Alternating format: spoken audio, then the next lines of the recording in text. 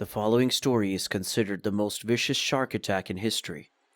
There are two distinct types of shark attacks, provoked and unprovoked. The first type is where humans provoke sharks and are subsequently attacked. The second type is where the shark bites a person out of curiosity, or in rarer cases, out of a desire to eat. This terrible attack occurred in the vicinity of Port Lincoln, Wiseman's Beach, Peake Bay, South Australia. Shirley Ann Durden, her husband Barry, and their 4 children moved from the rural Australian town of Karkoo to the Peake Bay coast. The move was also an obvious one for the family, as they, like many others, had long considered living in the sea. The family had planned to spend the afternoon at the beach on March 3, 1985, with a close friend of Shirley and Barry. The 3 adults were preparing to dive for scallops, and the children were playing nearby. Shirley and Barry tell the kids they'll be back and not too far offshore, while the adult trio dresses and prepares their diving gear. The children, who are already excessively engrossed in their beach games, cheerfully nod and wave goodbye hastily, unaware of the horrors that await them. After collecting their scallops, Barry and his friend return to the shore and wait for Shirley to finish collecting more scallops.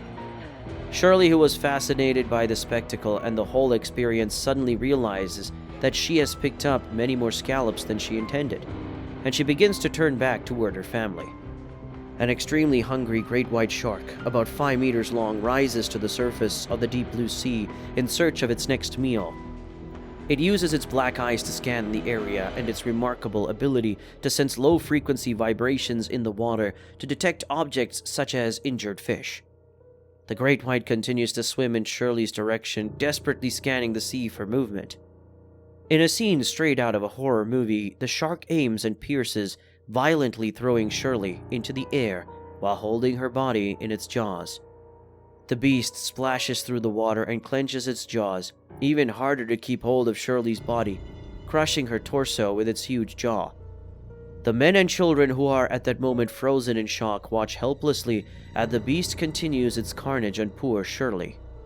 Then it begins to viciously shake its head from side to side, a technique most sharks usually use to tear off the limbs, thick fat, and flesh of their prey.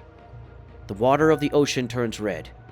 Barry then comes out of his trance state and tries to jump into the water to follow her, but he is immediately held back by his friend. As Shirley's family looks on in horror, the men and children stand still as they watch Shirley's torso float face down in the water after a great white shark bites her in half from the waist down. Suddenly, the great white shark returns, and before their eyes, bites Shirley's head, before turning around and swimming into the depths of the ocean. The story is not over yet.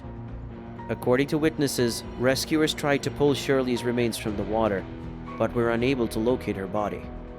There was absolutely no indication of Shirley's torso even after days of diligent searching to help her family recover at least a part of her. Eventually, the search was abandoned.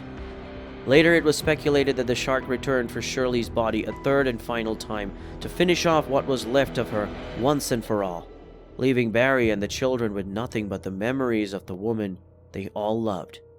That was it for today. For more similar videos, subscribe, share, comment if you like, and don't forget to hit the notification button. And remember to always respect wildlife and never try to approach or provoke dangerous animals. Be careful.